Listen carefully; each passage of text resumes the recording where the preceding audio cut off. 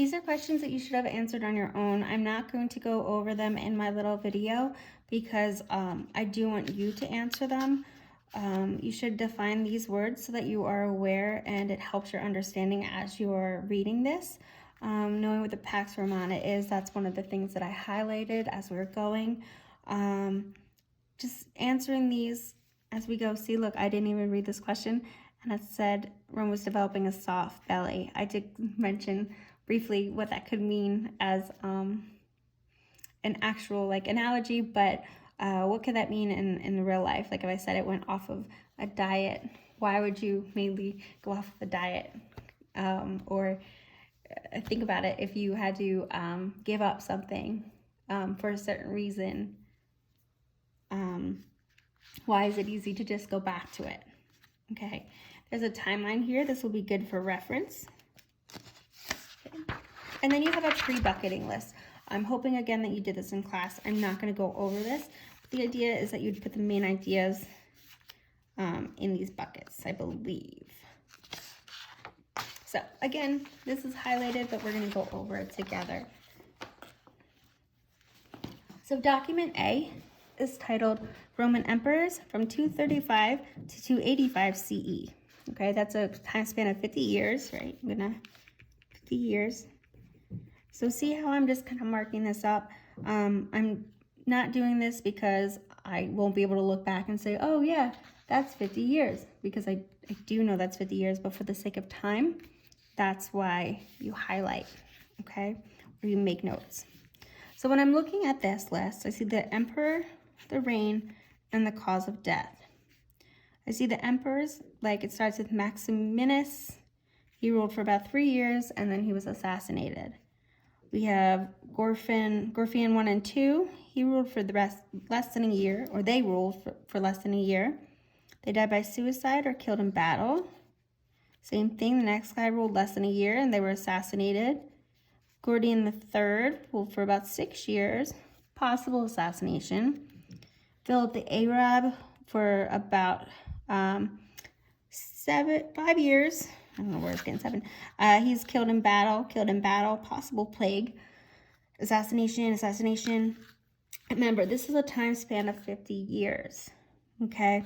So in comparison, if I looked up the number of presidents who have been in charge of the United States over the last 50 years, I would get about 11, including Donald Trump, because starting with JFK, who was assassinated who was elected in 1961, which would be about 50 years. Most presidents either are in charge for at least 4 years, a max of 8. But even still, having 11, that's a reasonable amount of power switching, right?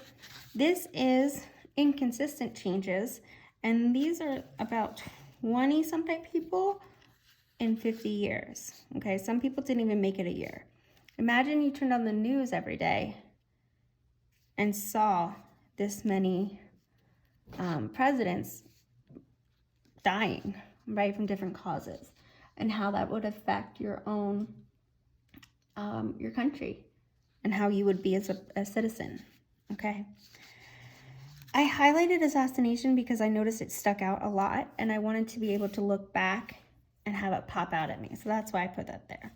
I made notes because I saw that there was a lot of death, and it made me feel like if the rulers aren't safe, what about the people?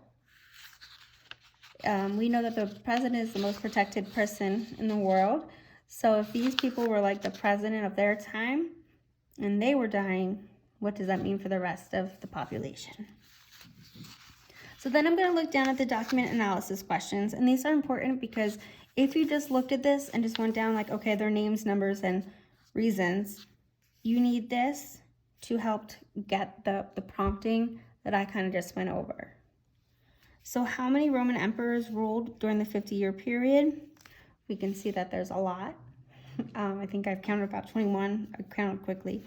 How many died of natural causes? So that if you heard somebody died naturally, normally in their sleep, being assassinated is not a natural death. That's a very violent death.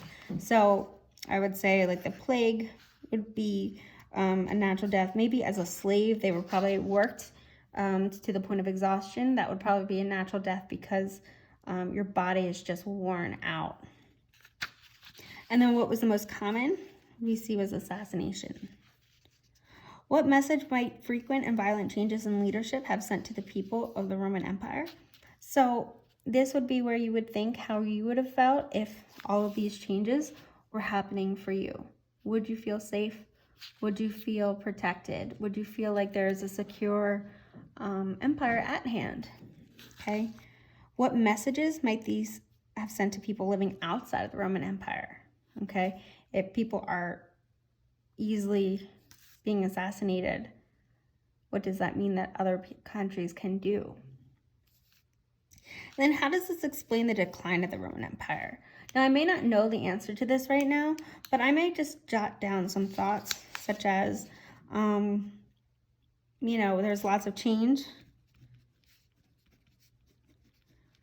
That inconsistency could lead to instability,